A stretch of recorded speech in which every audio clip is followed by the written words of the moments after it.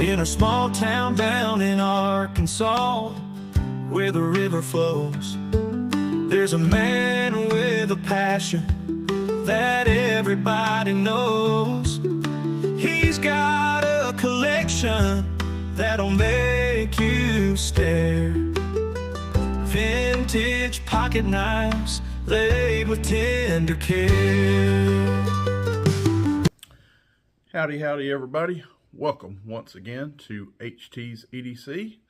Hope everybody is having an awesome weekend, and even take that a step further, an awesome holiday season. 'Tis the spirit. Got on my red, which is kind of no shocker for this channel, but feeling a little festive this morning. We got the Christmas tree over in the corner. Oh yeah, we got it going on in here. But I just hope everybody's doing well out there. Got a couple of quick ones this morning that came in the mail. We have a repeat folding hunter that y'all process that for a minute on this channel. That HT's showing a folding hunter. I know something state of the art and cutting edge and brand new and fresh for this channel. But we've had a new folding hunter come in. One that I've had that I already have a model.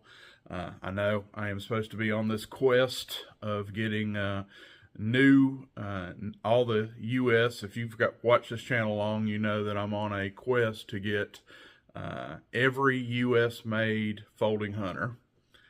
And process that one for a minute. That it's going to be something that's probably a lifelong journey for me to try to do that. But it's just something I self-imposed. I think it's going to be fun. But here's my problem.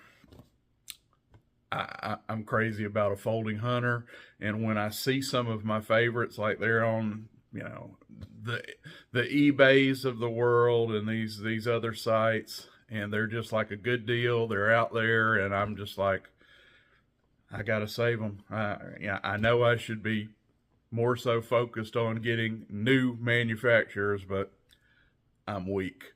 If they're one of my favorites, they're out there on a good price, and they're just speaking, "Save me, HT, save me." Well, HT to the rescue. And this one is just another one of those examples. One of my favorite patterns, knives, folding hunters, and it is none other than the old 1184 K-bar. See that there by the shield. And I don't know how you folks stand on Stagallon, but I'm going to tell you how I stand on Stagallon. I love it. I do. You could color me crazy on that one. No, it's not stag. It is absolutely a polymer, a synthetic that they kind of jig to look like, stag or bone. Well, in this case, this is Stagallon, so they're going after a stag look. You may say this is hypocritical. This is a strictly opinion, and it's mine, so really not up for debate. This is just an opinion. This is so far from, nobody's going to mistake that for real stag, okay? A la like, and I hate to pick on, I'm not picking on your case, but like 6.5 bone stag, some of the bear stuff that they put out, bone stag, it's bone that they're really trying to fool you to make you think that it is stag, that it is antler, deer antler, like some of these behind me here. But this ain't fooling anybody. This is a polymer. When you look at it, when you feel it, a mile away, you can tell that is not real stag. Anyway, it seems like I'm trying to explain myself, justify myself. I like this stuff. It feels good in hand. I do. I I don't know what to tell you about it. It holds up. It's durable. It takes, you know, heat and cold really well.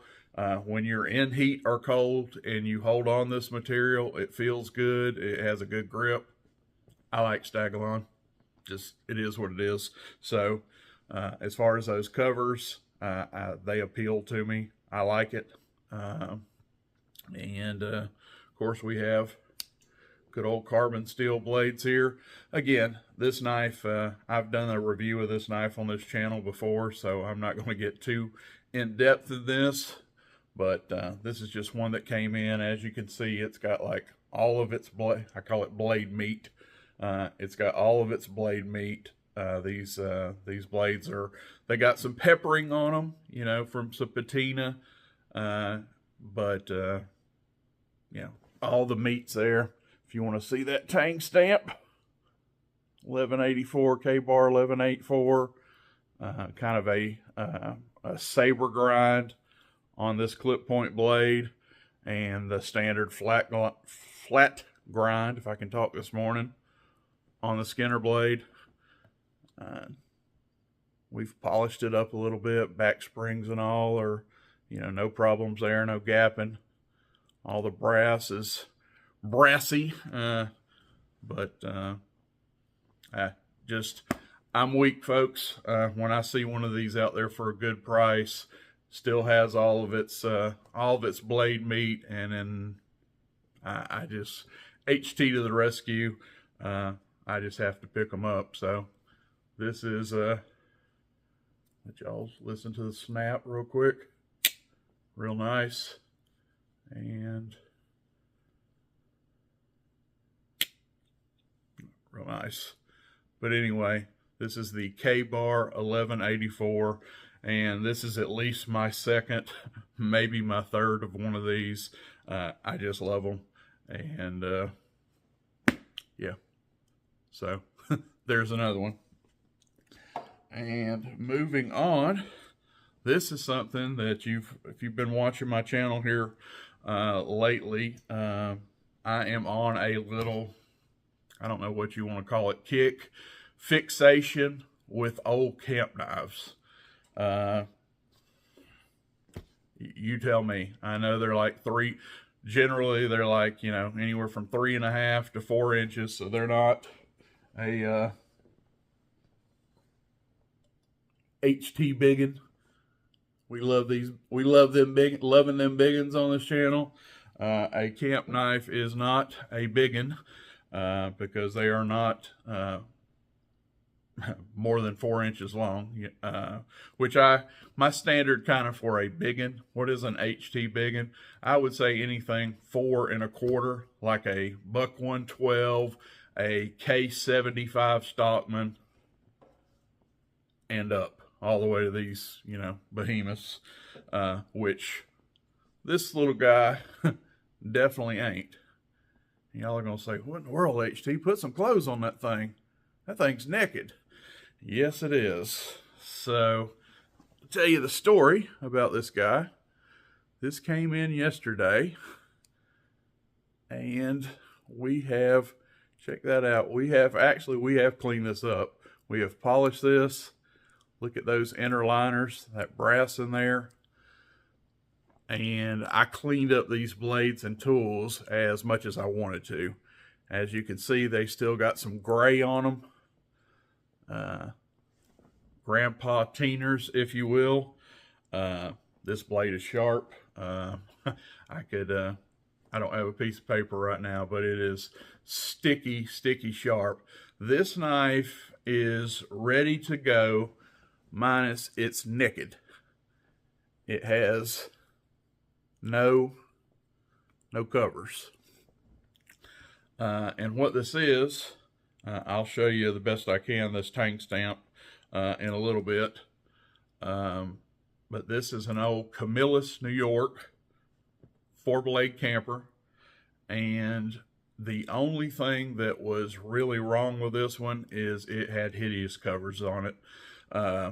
It had those poly, like plasticky, jigged. I mean, they were jigged, but they were like falling off, folks. They were in hideous shape, and I just took my tool, took my screwdriver and all, and we helped those get to the trash can because they were awful.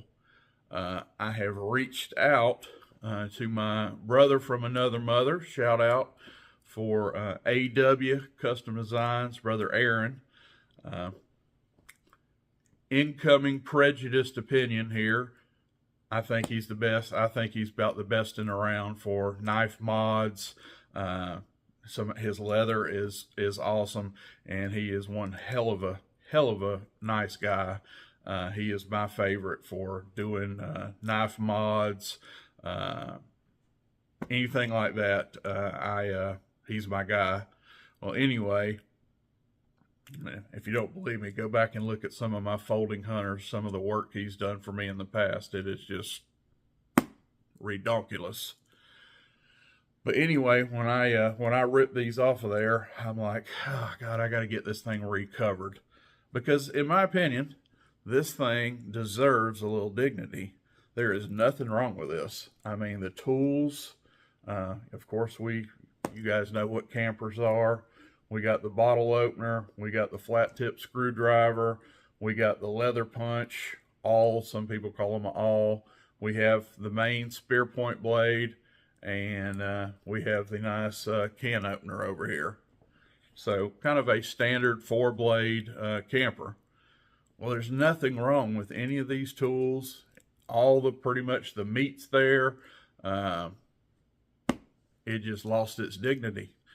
Its clothes, its attire had got ragged and jagged and was basically just falling off of it.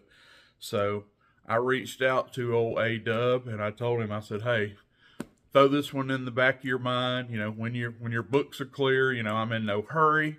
But what would you think about putting some clothes on this one for me? And of course, he said, I got you, buddy. We'll, we're in talks about what we'll actually put on this. You know, he's like, what would you want? You want bone? You want wood? I believe it or not, I'm kind of thinking, just maybe a nice wood on this one. Maybe some oak or a walnut. What you guys think? Would look nice on this.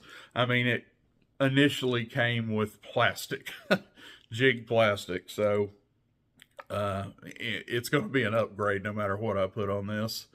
But I mean, I think I texted Aaron, I said, this thing is a budget knife. Back in the day, these were probably, oh my Lord, I haven't looked up this tang stamp. I'll show it to y'all in a minute to see exactly what year, model, and all this is. This is a Camillus. I think I've told you, a Camillus New York USA camper. But anyway, this wasn't like a top of the line knife. These are work knives, sort of a budget knife back in the day, but I just love them. I can't tell you, kind of goes against the grain for what, what's typically my fancy. But there's something about these old Boy Scout knives, these camp knives, campers. I don't know. I just dig them. I just do. But anyway, kind of getting off on a tangent there. I'm like, I'm not going to put stag or, gold line covers on, a $20 knife, a budget knife back in the day. But it does need a little dignity back.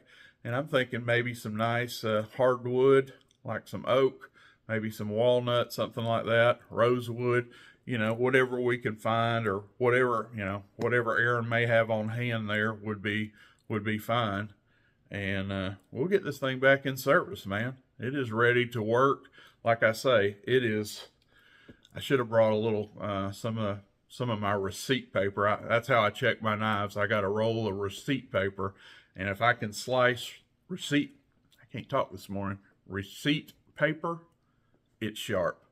And yeah, these old carbon steel blades, they will get ridiculous sharp, and it's sharp. This is ready to go. Like I said, I'm putting zero pressure on you, Aaron. clear your books. This is something that can be 6 months from now. But I've got it ready to ship. It's ready to go. I've done what I wanted to do with it. It's sharp. It's oiled. Like I say, I have shined up what I want to shine up on it, and it just needs some clothes put on it. But yeah. Anyway, that is one that just came in the mail, and I'll show y'all some of the snap on it. Like I said, this thing is, you hear that one? Listen to this. Very nice. And while we got this out, I will try. I don't know. Number one, this one is kind of, am I showing y'all the right way? I am. It is kind of frosted over anyway, just by the age of it. I hit it with a little sandpaper to try to help that out. But anyway, it says Camillus, has the Camillus with the line under it, and New York. Again, I don't know if any of that maybe right there is coming through on camera. I haven't even looked this up yet to see the age on it, but I would guess 50s, 60s. That is just a guess. Maybe, 80s, 70s, or 80s. But by the look of this, it looks pretty old. But again, all the look at that blade. Here is not a thing off that spear point blade. And it's just needs a little dignity back, and we're gonna do it. We're gonna give it that. Send it up to my buddy when he gets ready for it, and maybe you guys, well, not maybe, 100%, we will show this again once we get it all dressed up and showroom nice. So anyway, just wanted to show y'all a little project there I was working on, and a new old folding hunter that just came into the fold. So that's all I have for you. What are we? Almost 17, 18 minutes that I've babbled. We're going to let you guys go. Thank y'all for watching. Hope y'all enjoyed that. And like I said, stick around. One of these days, we're going to see this old little jewel again, and she's gonna have her dignity back. God bless you. Be good to everybody out there. Be good to your people. Like my buddy, I'm not trying to steal your logo, Chuck, or your slogan, but I do like it. Be good to your loved ones out there. Love on them. Tis the season. And till we see y'all next time. I'm HT. We're out. Buck knives gleaming under that old porch light. He'll tell their stories deep into the night. Reviews and torture tests, it's a sight to see. HT